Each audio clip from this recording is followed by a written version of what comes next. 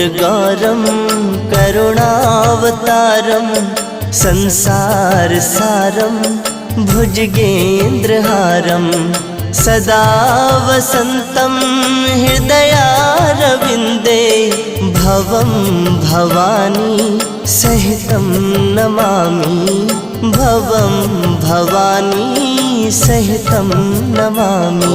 ॐ कर्पूरगौरं करुणावतारं संसारसारं